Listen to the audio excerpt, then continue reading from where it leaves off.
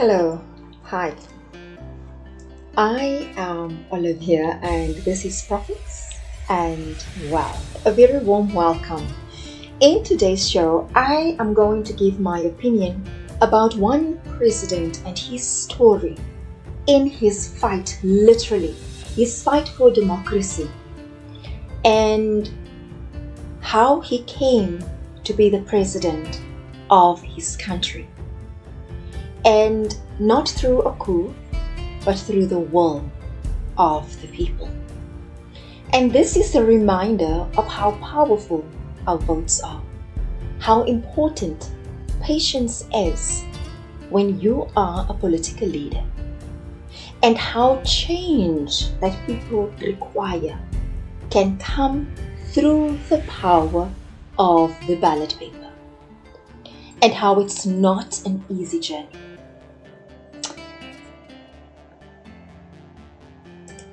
This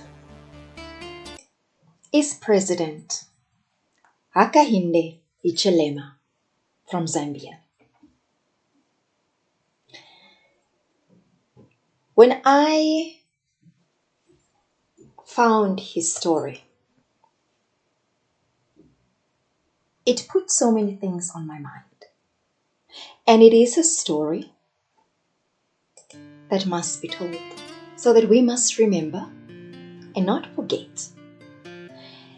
And it's important to acknowledge what has been done. It is important to give credit where credit is due. President Hakainde Hichilema never once said that he's anyone's savior. He never once said that I want the praises and the honor of my people. But what does come through in his messages is the love of his country and for his country, for Africa as a continent. The love that he has for his people and the vision he has for the country. And no leader can stay in power if it's not the will of the people. We get the leaders we deserve, but only when you remember how important that vote is, and only when you believe that the person that you want to see in power is there. I said a few days ago that I don't want to vote in our next elections here in South Africa, because right now there isn't a single candidate who inspires or motivates me. There is not a single political party in South Africa right now that speaks sense or speaks to my heart, or who would want me to consider to go and vote. And that was the message that came through when you start listening to President Hichilema. When he says at the end of the day, it's for the will of the people. And the Zambian people, they recognized that change and the power to change, it lies in our hands. On his own, he couldn't win an election. No politician or party can win an election without the will of the people. We decide who must run our governments, make our policies, decide on our finances. We decide that. But if your candidates lack even the basic skill to motivate, to inspire, to even the basic words or message that you can see the love for your country, who do you vote for? The journey of President President Hichilema, it was not an easy one. His journey started in 2006. He only got elected in 2021. If you do the maths, it's 15 years of trying. From 2006, he contested 5 elections before he was elected. 2006, 2008, 2011, 2015, 2016. And he won in 2021 in August. Hakainde Hichilema became the President of Zambia. And he was voted in with 59.02%. President Hichilema won because the people of Zambia spoke and they made their voices heard. And they decided who was going to lead them, who is worthy of their vote. And his message has been consistent right throughout. Does he have an easy task? No, he doesn't. Nobody just wakes up and becomes something and automatically everything falls into place. It took him 15 years to become the president of his country. This is where Zambia is. Zambia is bordered by Angola, DRC, Tanzania, Mozambique, Zimbabwe, Botswana, and Namibia. Those are the neighboring countries of Zambia.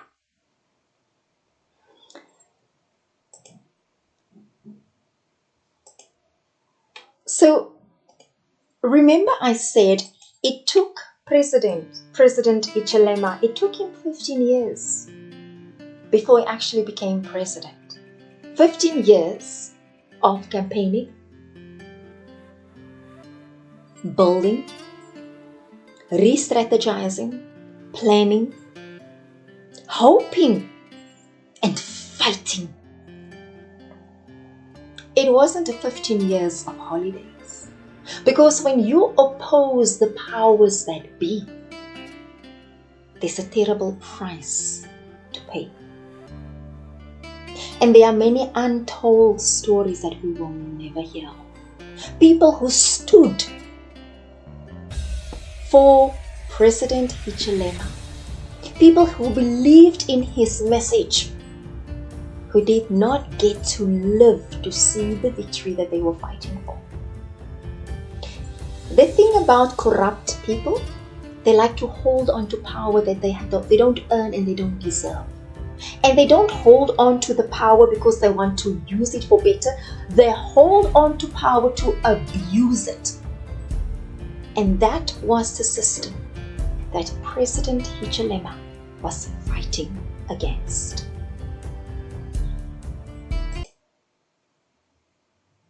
He stood as a candidate for the United Party for National Development since 2006. And in 2017, remember 2006, his journey started. Even before that, his journey started. But in 2006, it became official. He is now the opposition, going to be part of, he was contesting for the elections. And in 2006, he was arrested and charged with treason and imprisoned. That was when things became really, really bad.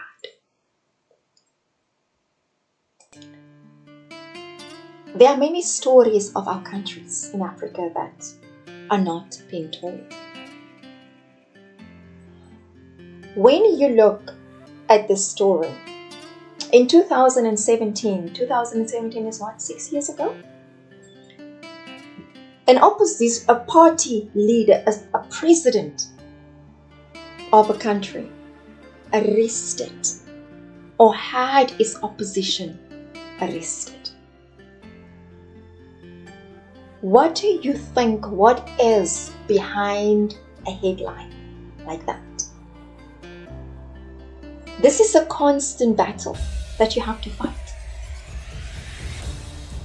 where you have to overcome fear, intimidation, where the threat of death is constantly hanging over your head. And you are not alone in this fight. President Hichilema was a married man with a family, but he was fighting for his country, in spite of the overwhelming odds against him. Why do I mention this today? During apartheid in South Africa, people took a stand against an oppressive and brutal government because they had nothing to lose. They had a hunger for freedom. They were tired of being oppressed. When you compare it before 1994 to after 1994, where now we live in comfortable houses, driving very nice cars, sending our children to very posh schools, and living a life that we cannot afford. And by becoming indebted and becoming addicted to a lifestyle of debt and pretense, and I'm speaking about those who can't afford that lifestyle. So then suddenly you have so much to lose if you start speaking up against injustice. The point I want to make, it is not easy to stand up when you see an injustice being done. It is so easy to stay in your corner and put your head down, because sometimes the price you have to pay is not worth it. But when it comes to your country, the future of your children, the future of generations to come, then we need to relook at things. And we need to ask ourselves, what can I do in my little corner? How can I be heard without expecting any medals, any recognition, any acknowledgement? But still, to have the guts to speak out for the sake of our countries and for the sake of this continent. And I just want to make something very, very clear. I am not seeing President Hichilema as a savior. I am not seeing him saying that, oh, he's the one who will change Zambia around. No. What I am saying is, we must acknowledge our leaders in Africa who are doing a good job, in spite of the price that they had to pay. He fought a battle for 15 years. He won not through a coup, but he was patient enough to let the democratic process in his country take its course. He wanted to be chosen by the people of Zambia. President Hichilema was arrested and charged with treason in 2017. And this is what happened. You know, when you're being seen as a threat to anyone who's in power, they can use any means necessary to silence you.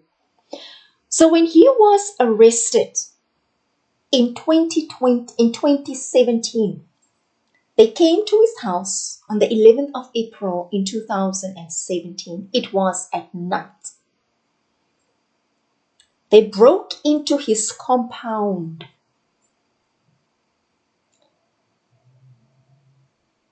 They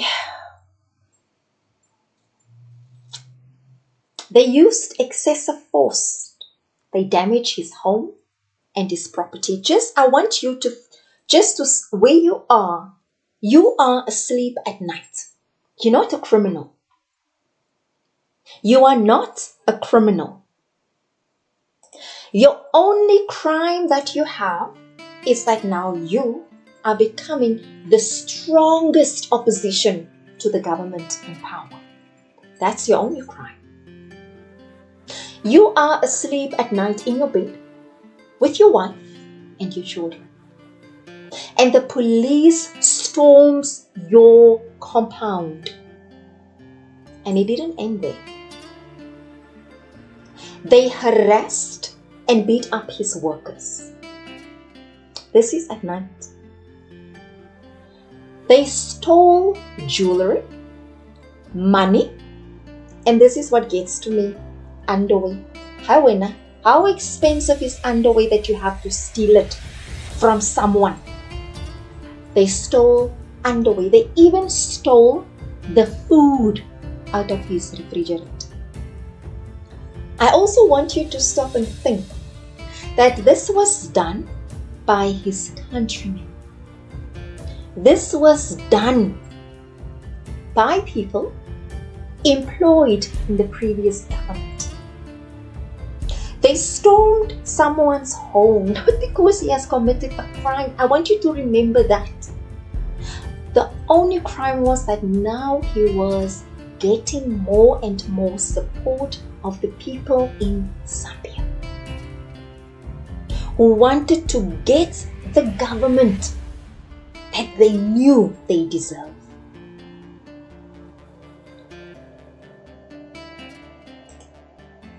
Then also, they stole shoes, speakers, blankets, carpets, and food. And it didn't end there. They defecated on his bed. They pooped on his bed. How low do you have to be to poop on someone's bed because you want to make a point? What kind of human being are you that you think when you oppose someone that is the ultimate form of humiliation? You think that's the worst? Because if you want to humiliate someone, use your brain. Use your brain. Of all the things that you can use to humiliate someone, you use your butt to poop. It says more about you than it says about the person that you're doing it. President Hichilema's wife is asthmatic. They tear gassed the house. Just picture the chaos. In the middle of the night, your home gets stormed. Your servants get beaten up. Not your servants, your workers get beaten up and harassed by the police. Not some thugs. The police who are supposed to maintain law and order. They steal blankets, carpets, speakers, food, underwear, jewelry, money. And this is what we do to each other. When you become too powerful, I will use my power to crush you. Not the right way, but with force. And so he was arrested. After all that drama and ugliness, his children had to witness that. His wife had to witness that. His workers. And to give you the background of President Hichilema,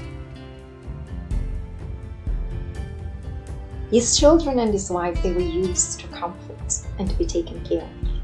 Even though they knew that this cloud was hanging over them because their father and husband was running for office.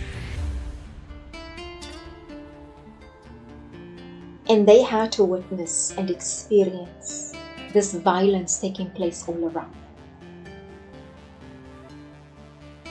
It's trauma. And if this could be done to someone who is in opposition to the president, just imagine what the people of Zambia had to go through during that time. That's why I said there are many ordinary stories. Stories of ordinary people. Stories of ordinary people who suffered tremendously. And the stories we will never hear.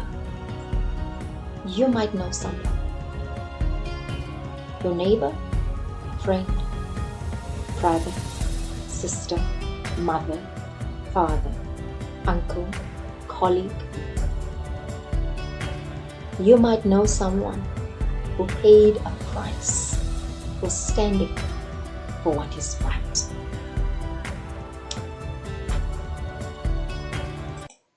He was put in solitary confinement for 8 days without food, water, or light. No one was allowed to see him. He was brutalized, tortured, and his private parts were pepper sprayed. I want you to picture this again, because this is the parts we normally gloss over. This is someone's husband, father, friend, brother. He got arrested. Nobody knows whether he's dead or alive. They put him in solitary confinement, alone, in darkness, no food, no water, no light, for 8 days. It doesn't sound like a long time. But you know when you are cut off from reality, because that is what they wanted to do, to disorientate him, to break him, to intimidate him, to torture and traumatize him. They put him in solitary confinement, without food, without light, without water, the basic things that we don't think about. There he was in a cell, alone by himself, not knowing how is his wife, how is his children, those he loves, whether they are okay. And he's left alone in a cell. And they tortured him. Unseen, nameless, faceless monsters, because you have to be a monster to take part in something like this. Defenseless, alone. And this is what they did to him. And this was in 2017. Already he's been running for office since 2006. It's now 12 years that he has been opposing, standing, standing, standing. And he became such a big threat that Edgar Lungu, the previous president of Zambia, who was the president from January 2015 to August 2021, he became Hakainde Hichilema, became such a threat that President Edgar Lungu had to lock him up, had to have him locked up. And the crime, the only crime, was that he was gaining popularity. He was becoming too powerful. He couldn't be ignored anymore. So what do you think what happened when finally when Hakainde Hichilema became the president of Zambia? What would you do to the people who have tortured you, persecuted you, harassed you, made your life a living hell? What would you do to them? Well, the first thing he did, one of the first things, he fired the military and he fired the police, because remember, those were the people who were used to oppress others, to keep you in check. And he started a completely new cabinet.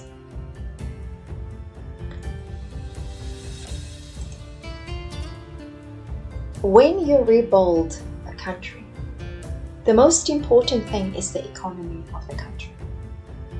Because when the economy is strong or stable, people have more jobs. Money is flowing. At the heart of recovery of any economy, of any country, is to rebuild the economy. If you don't have a vision for the economy of your country, and you don't speak with one voice, you'll be sliding backwards. Look at us. Look at us right now. Look at South Africa right now to get a picture of what happens when the wrong people are in powerful positions and people don't speak with the same voice.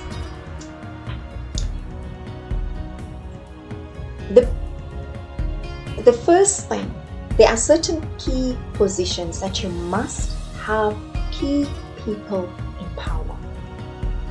And that is exactly what the president did. This is the Minister of Finance in Zambia. Situmbeko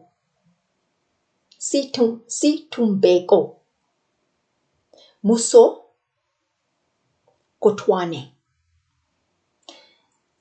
He is the Finance Minister of Zambia. Let's look at his credentials.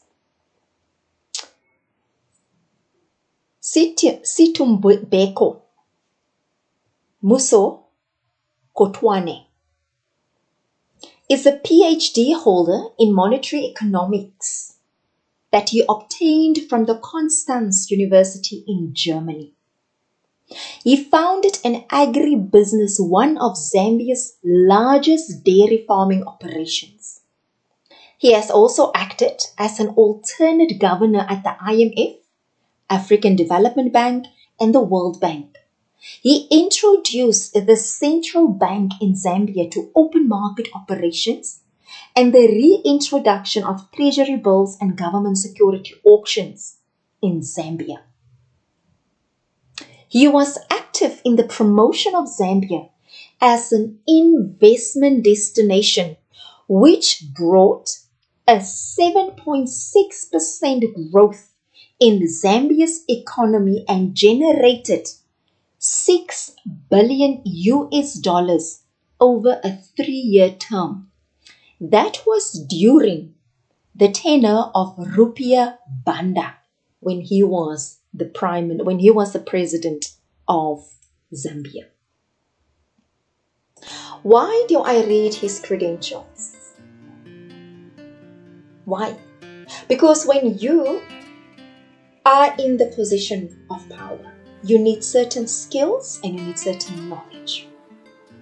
And one of the key things, you must have a knowledge of finances and economics if you want to rebuild a country.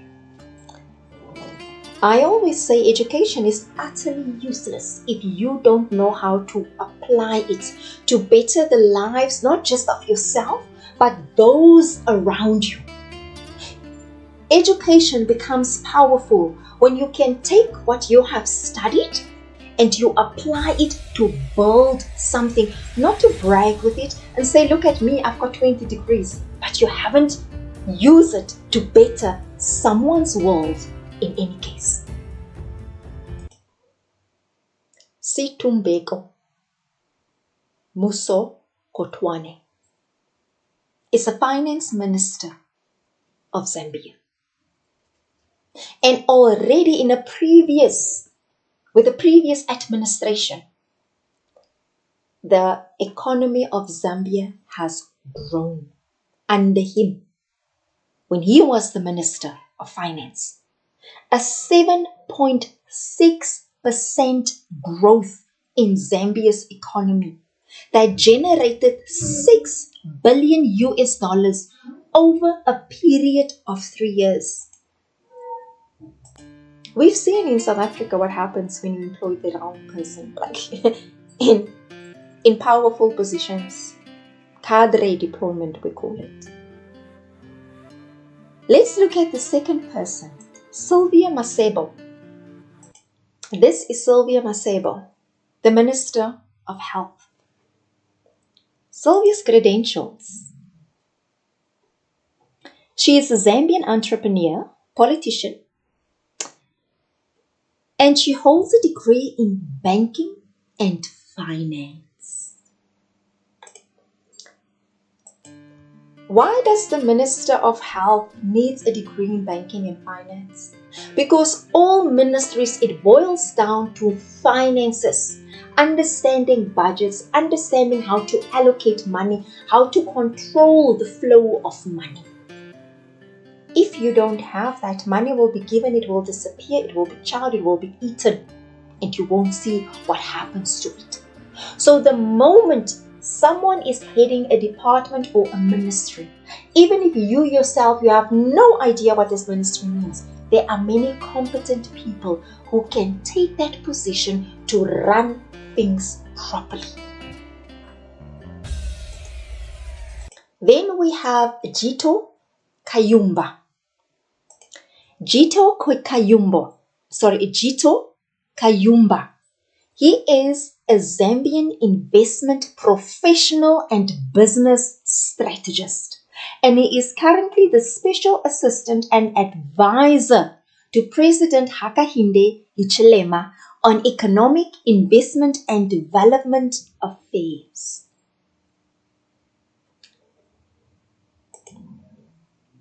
Those are the people, some of the people, who is surrounding President Hichilema. The person who has been trying and contesting and in elections to become the president of his country since 2006. And he only succeeded in 2021. And he has faced numerous and horrible trials. And he still stood. So, what is the message that this man who has been tortured, this man who has been arrested and charged with treason, what is his message, his overall message that he is giving to the people of Zambia, who took a chance on him in the 2021 elections and who said, this is the man, 59% of people who turned out to vote in Zambia, they voted for him. So what is he saying now that he is in power? He said, our first step is to stabilize the country, restore the rule of law, and driving the crazy macro situation down. Inflation, 24%. The exchange rate market was very volatile. The debt, unsustainable. And they have a default situation before the elections.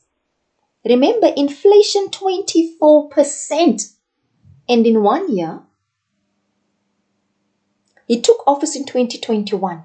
In 2022, they took the decision. When he took office, he said they must be able to not just to get control of the country, but also to get the economy up and running. Inflation was 24%. They pulled inflation down to 9.7%, brought stability in the foreign exchange market. Interest rate, they brought it down from 30%. It's now hovering at 15% in 1 year. Let me recap that. Inflation that was 24%, they managed to bring it down to 9%.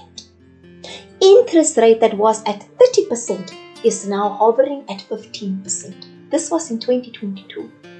Do you think this would have been possible if he employed cadres?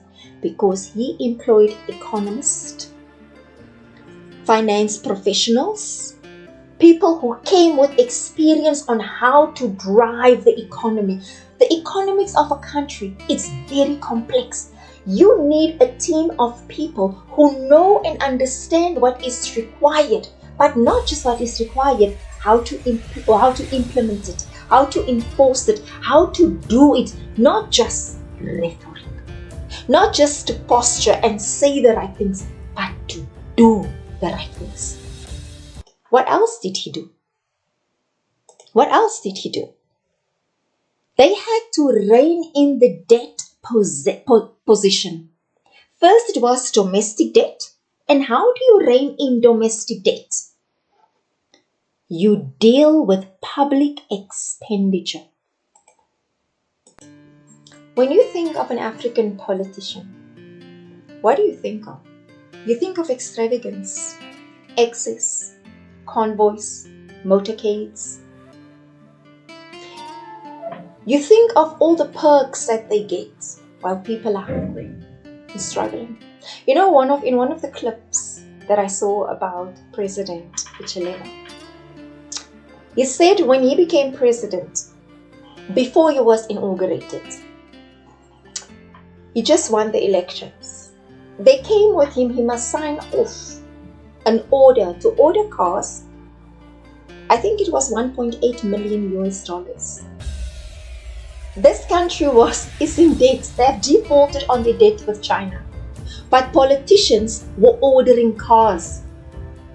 And he asked them, the cars we currently have now, do they have wheels? They said yes.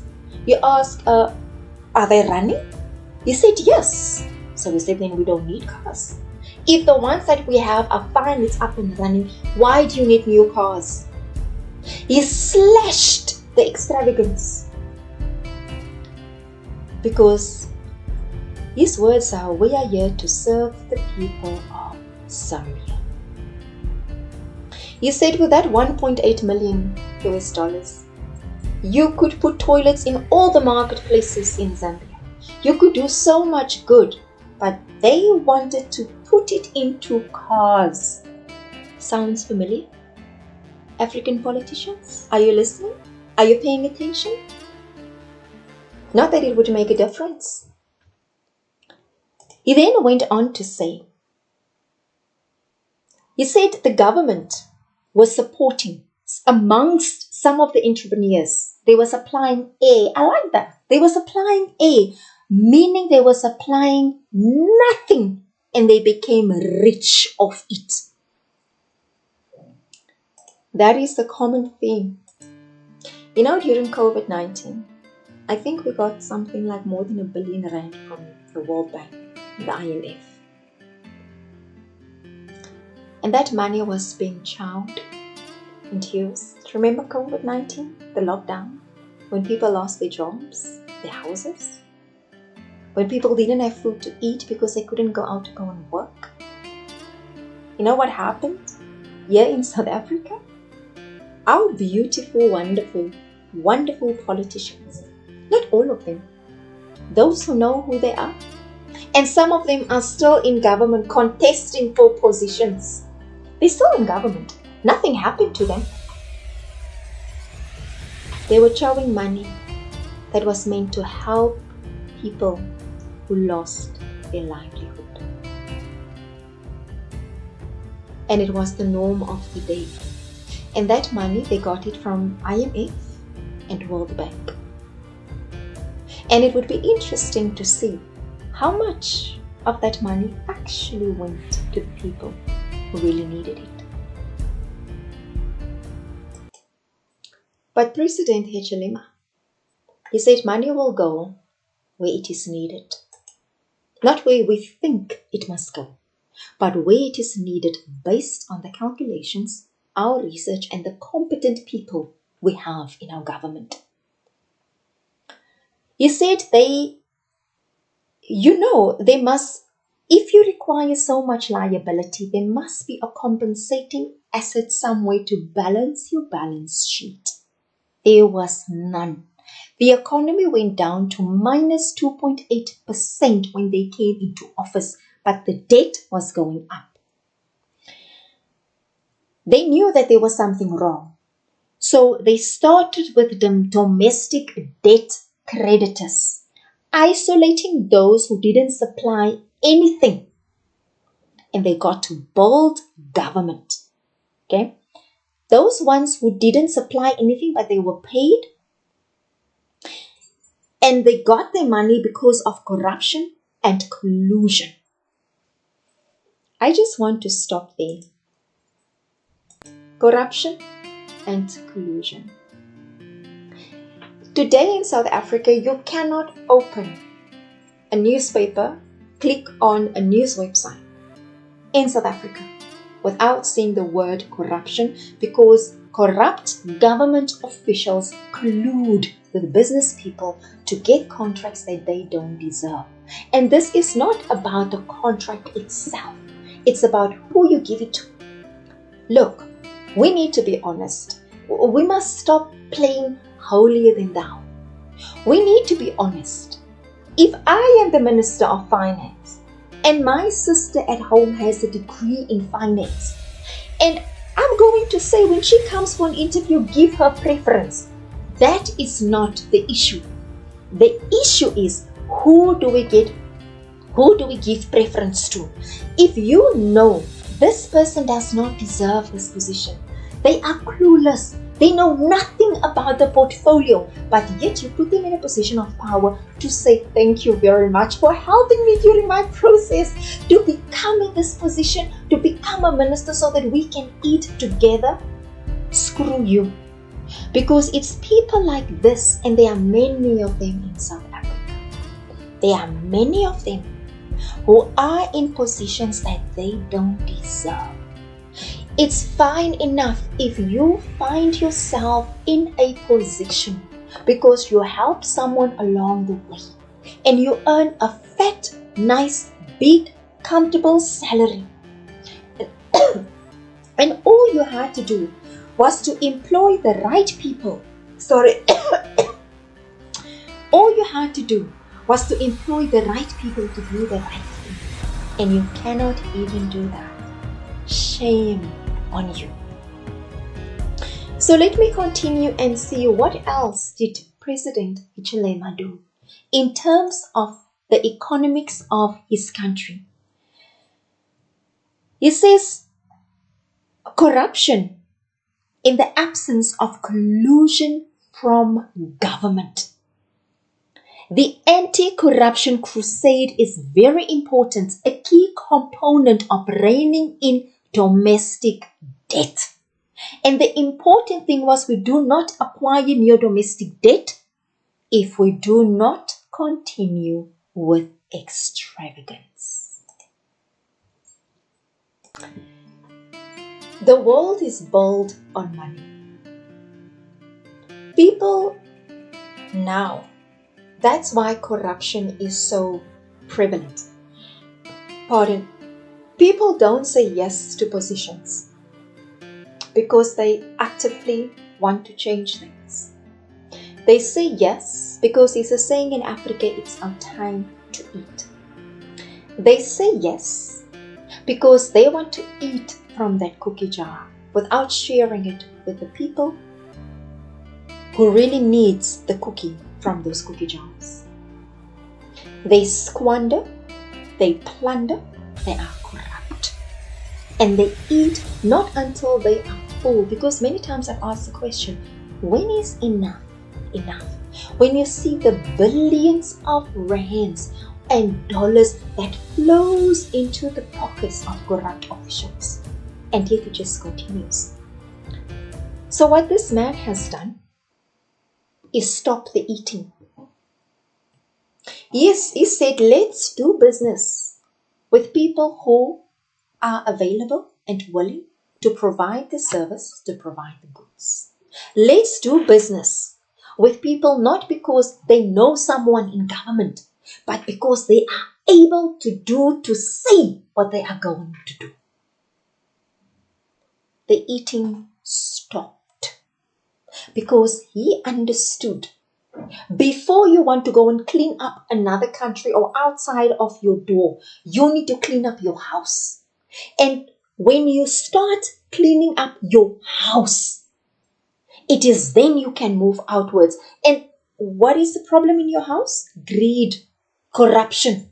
Let's clean up that extravagance. Let's stop buying cars when it's not necessary. Let's stop paying ourselves these excessive salaries. That's what he did. Did it make him popular? We need to understand that life is not a popularity contest. Life is about doing the right thing, not just for yourself, but for the greater good. He says it is very important, and this is a powerful message. President Hichilema reminds, it is very important for those seeking public office that when you are in opposition, you must know exactly what you are going to do when you get into office. Let me say that again. The message from the President of Zambia is, when you are in opposition, you must know exactly what you are going to do. You must know what you are going to do when you get into office. People must know what are your plans, what is your vision, so that they can hold you accountable, so that they can remind you, those you have voted for, so that they can remind you, you said you are going to rebuild the economy. You said you are going to reduce domestic debt. You said that you are going to reduce foreign debt, to hold you accountable. So you must already have a strategy, a vision, structures. You must already have people in mind who's going to serve in your administration before you get there. You don't wait for a problem to solve it when it arrives at your door. The secret of success is you must have contingency plans. You cannot prevent disasters or crises. You cannot. It's impossible. But it is called risk management, because what it does, you look at all the possible factors that can be a threat inside and outside, and you put measures in place to mitigate those possible threats. So what he is saying, the President of Zambia, before he became the president, already he knew what he was going to do. At one stage he said, this is important. The game of politics is a game of patience. 15 years he fought to become the president of his country. 15 years he fought to build a better Zambia. Is he perfect? No, he's not. Is he a savior? Definitely not. But what he does have is a vision. This is not a perfect man. We must never glorify someone or put them in a pedestal. But what I'm doing today is to acknowledge what he has done and how he stayed true to his vision. You know, in Africa, we are sick and tired, even he alluded to it, of hearing about opportunities.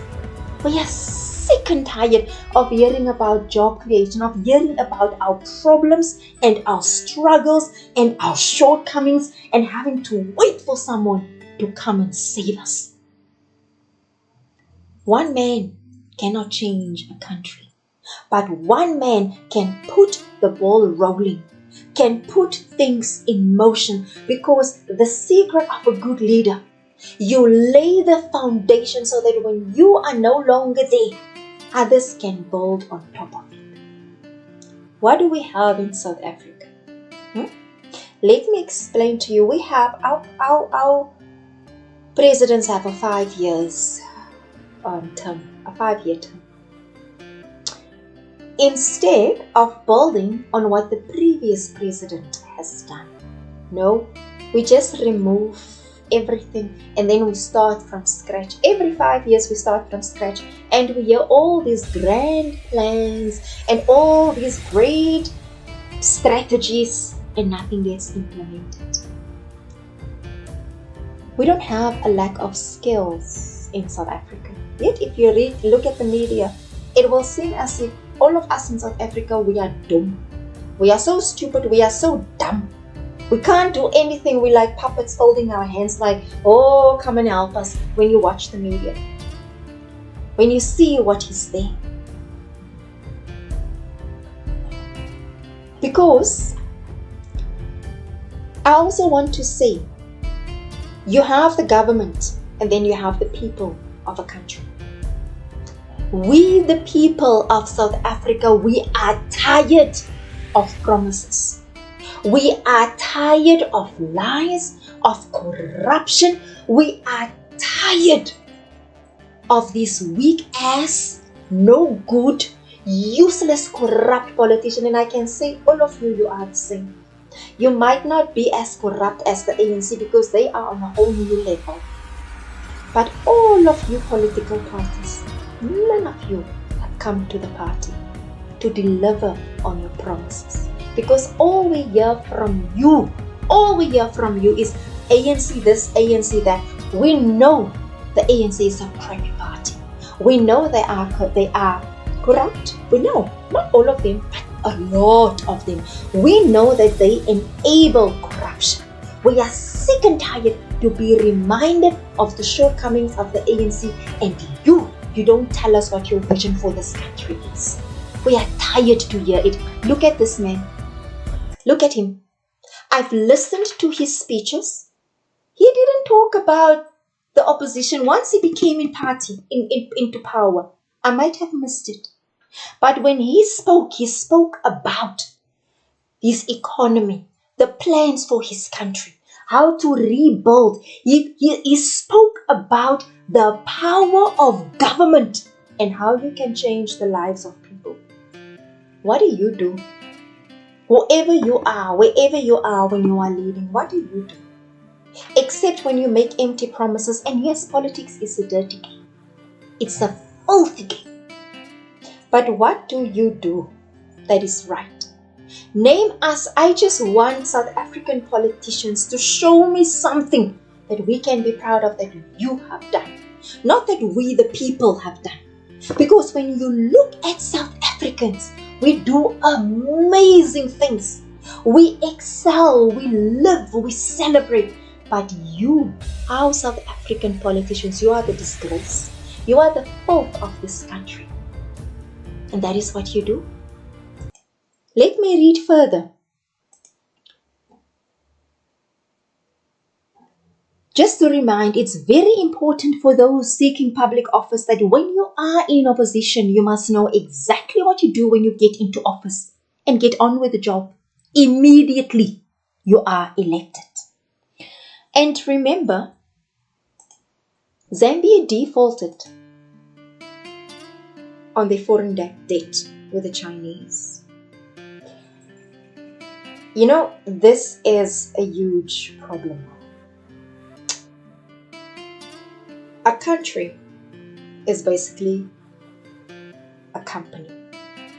There's a CEO, and then there are people the CEO employ to run things. And those people the CEO employ, then employ others below them, beneath them, to get the job done.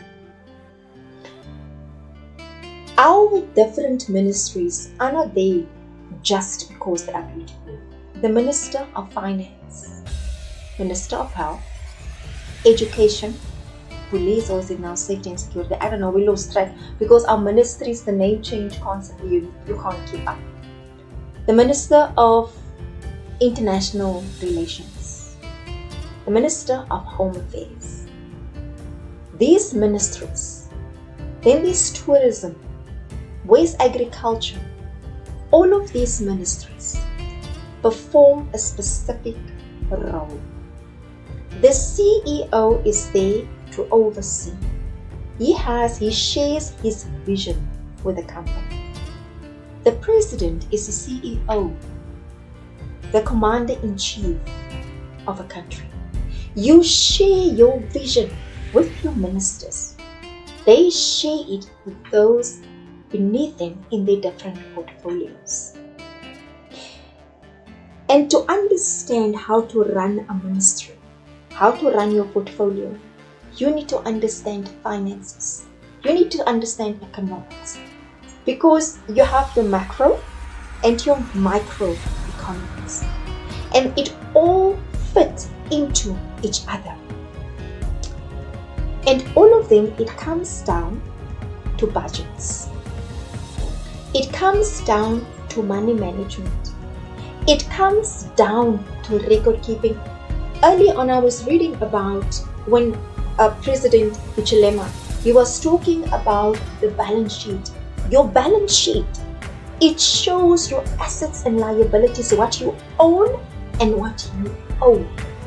And if what you owe is more than what you own, you are in trouble. So they defaulted their debt, their liabilities. They defaulted with China. What did he do? It was a mess that he inherited when he came into power. He said at some stage it was horrifying to hear a president say that the state of the finances of his country is horrifying. Then what did he do? How do you rectify that debt? This is the route that he chose. He says it's first and foremost, it was important to restructure the debt. It is important to acknowledge that China is the single largest creditor in that category of foreign creditors to Zambia. And it's also important to understand how the debt was acquired. By and large, it was infrastructure development related. But does Zambia need infrastructure development? Yes, he answered. Absolutely yes.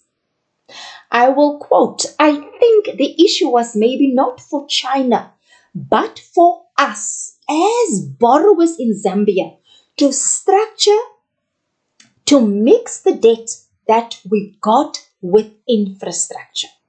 The question is of which infrastructure? That's not a choice for China. That should have been our choice of Zambia, our priorities. And if we got our priorities right, we would have had first struck a balance on how to utilize the full ticket, the term, the cost barrier, whatever you want to call it, and really what infrastructure to go for. So mainly it went into roads. But he's asking the question, unquote. He wants to know, but what roads? You know,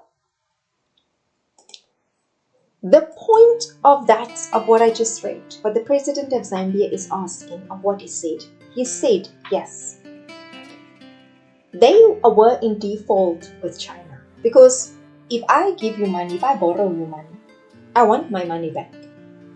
I want it back. If you can't pay it back, I'm going to take something of yours to make up for the money that I've given you.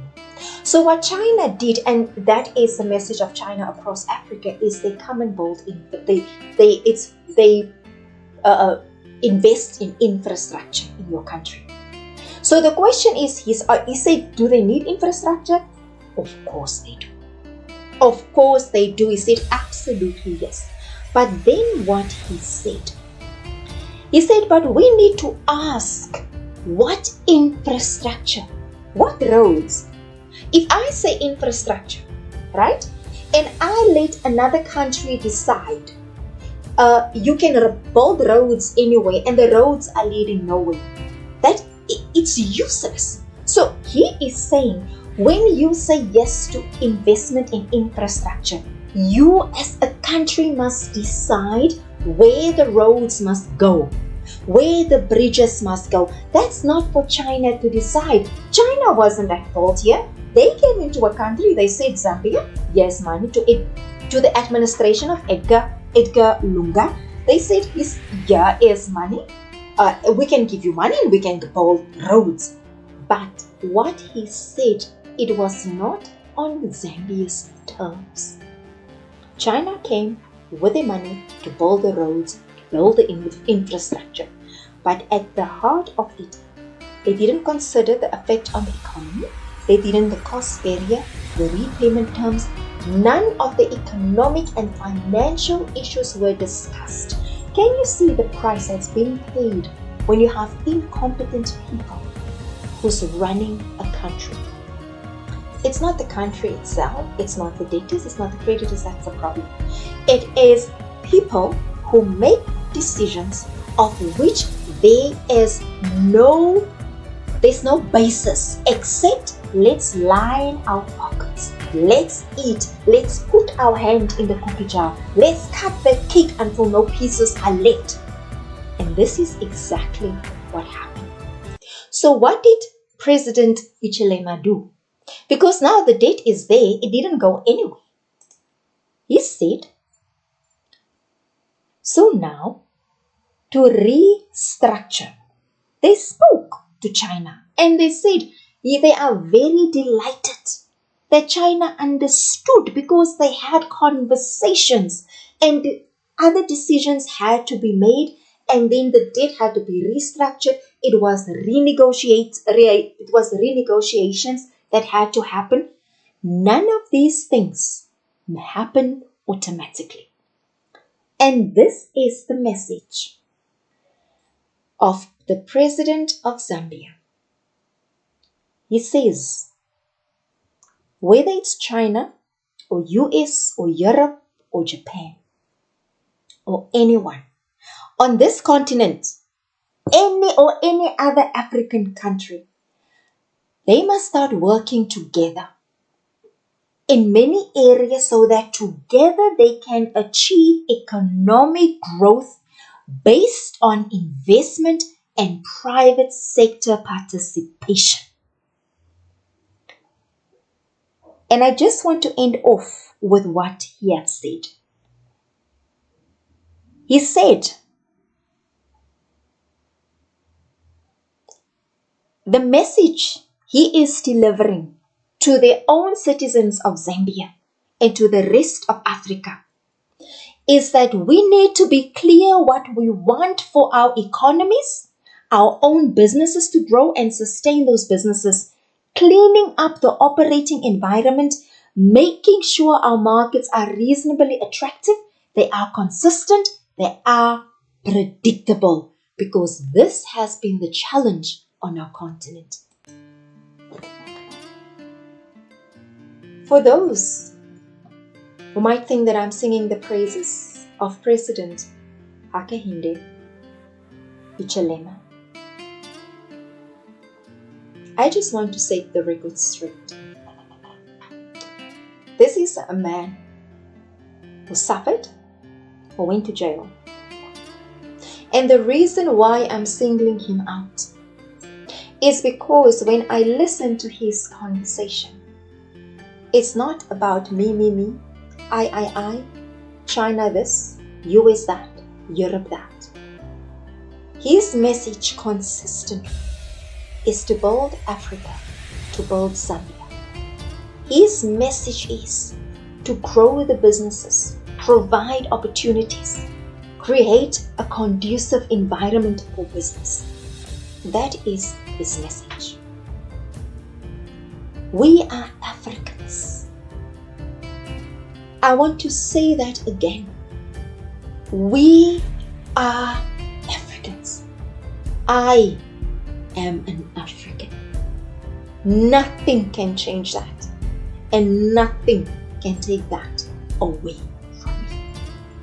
And the reason I'm doing this story today is because this man took the challenge of building his country against overwhelming odds.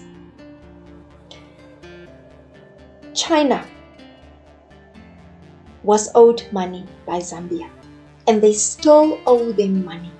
And he came and he said, no, we know that we owe you money, but let's restructure things so that we can pay you back your debt and we can still rebuild our economy in the process. I didn't hear him say this man was tortured by the opposition. He was arrested in 2017. He was tortured. He was held in solitary confinement 8 days. No water, no light, no electricity. You would expect him to be singing every time he opens his mouth to talk about what happened to him. He didn't. What he did was focus on the people of Zambia, the people who made the right decision and put their cross next to the right candidate, the one whom they believe will lead their country to a better space. It must be commended, because if you as the people of Zambia did not vote in President Hakainde Hichilema, maybe the story would not have been told. Maybe the story of your country would have been a different one.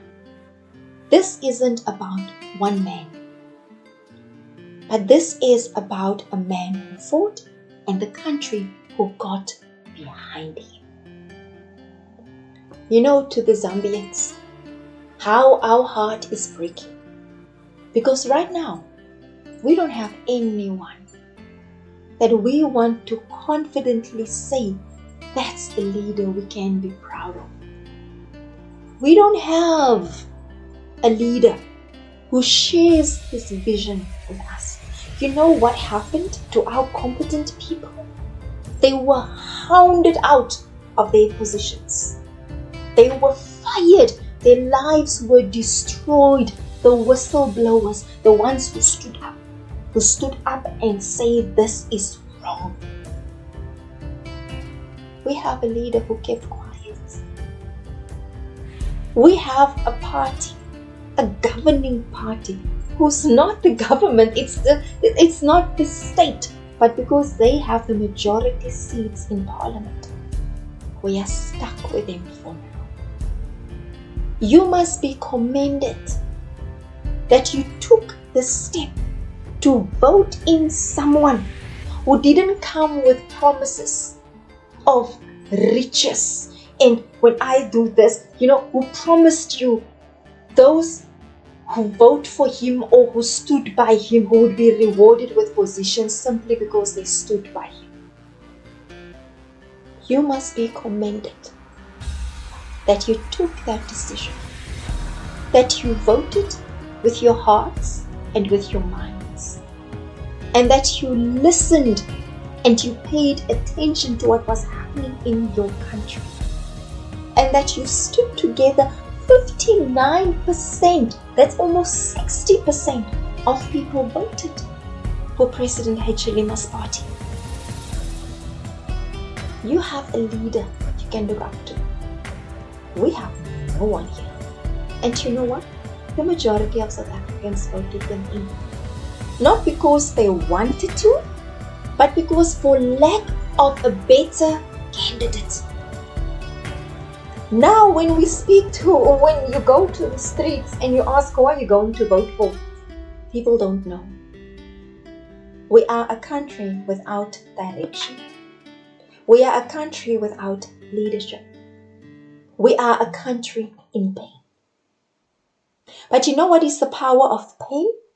It propels you to stand up and do something, wherever you are, whatever you are doing. We cannot look towards our government to do things for us right now. We have an energy crisis. Our power gets switched off. You know for a fact without electricity, businesses cannot run. The economy cannot grow. And the biggest blockage of it all, it's our government. Lack of infrastructure and corruption. They didn't maintain what was given to them. Yes, South Africa was corrupt. The coffers were empty when the ANC took over. That needs to be said. But what they did, the money and the funding that was flowing into the country when they became in power, they chowed that money. President Hichilema, I don't think any one of us can understand the price that you paid to be in that position of the president of your country. I don't think anyone can understand the price that those who are close to you had to pay. I don't think that we will ever be able to understand the betrayal you had to endure and to live through, the disappointments and the pain. But here you are, President of Zambia. You endured, you fought, and you conquered. And you understood and you make it very clear that this is a collective.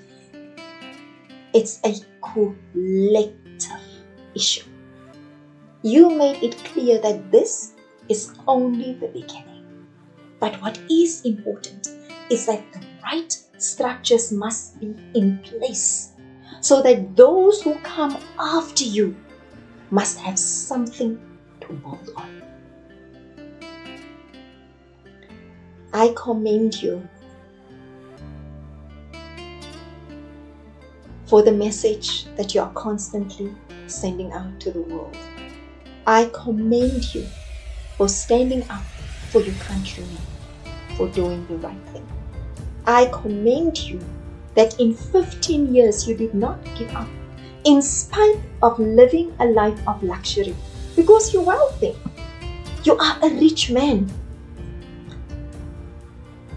I commend you for building your riches, for taking the opportunities that were afforded to you so that you can today be in this position to be called the President of Zambia. And I wish you all the success for your country and for the people of Zambia who voted you in, who saw the potential and who believed in your promise. I thank you. I am Olivia and this is Prophets and Well. Thank you so much for watching.